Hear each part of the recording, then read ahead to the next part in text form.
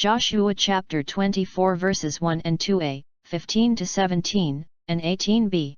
We will serve the Lord, for he is our God. Joshua gathered together all the tribes of Israel at Shechem, summoning their elders, their leaders, their judges, and their officers. When they stood in ranks before God, Joshua addressed all the people. If it does not please you to serve the Lord, decide today whom you will serve, the gods your fathers served beyond the river, or the gods of the Amorites in whose country you are dwelling. As for me and my household, we will serve the Lord. But the people answered, Far be it from us to forsake the Lord for the service of other gods. For it was the Lord, our God, who brought us and our fathers up out of the land of Egypt, out of a state of slavery. He performed those great miracles before our very eyes, and protected us along our entire journey, and among all the peoples through whom we passed.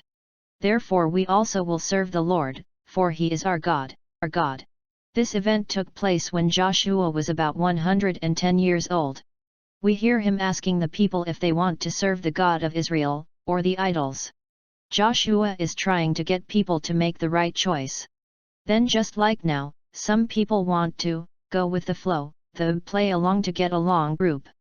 They strive for correctness but are also afraid of making a decision that might offend others. They fail to understand that by not deciding, they are really deciding to go along with the group. If the decision resulted in a poor outcome, no one could be offended by their non-decision, or hold them responsible for the poor outcome, because they didn't participate in the decision-making process anyway, therefore they remain blameless.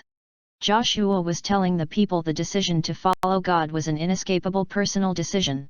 The individual would definitely be forced to live with the result of their action or inaction. Each of us reach a point in life when we have to decide for ourselves to serve, or not to serve God. Joshua views the Israelites, who were not living at the time of the great events of Mount Sinai, as drifting away from God. They were picking up the habits of surrounding cultures. They had forgotten the lessons learned from the golden calf idol they created for themselves.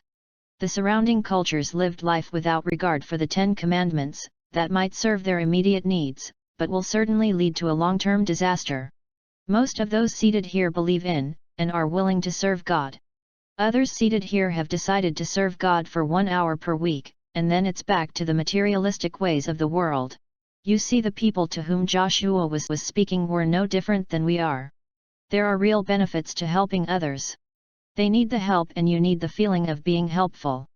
The only way to become whole is to allow God to replace the void in our lives, with lasting words and activities, that will replace the temporary idols of this world.